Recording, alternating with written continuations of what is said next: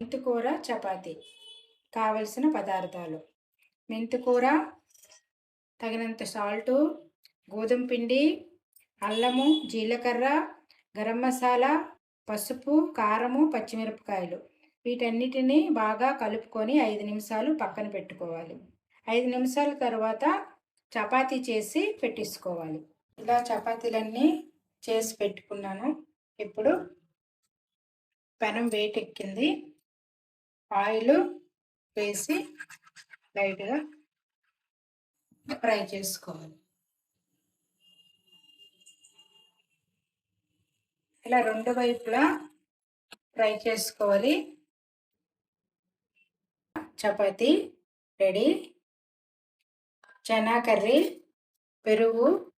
పెరుగులో దోసకాయ తురిమి, ఒక పచ్చిమిరపకాయ, సాల్ట్ వేసి కలిపి పెట్టాను. ఈ రెండింటితో తింటే బాగుంటుంది. పిల్లలు ఆకుకూరలు తినకపోయినప్పుడు ఇలా చేసి పెడితే తింటారు.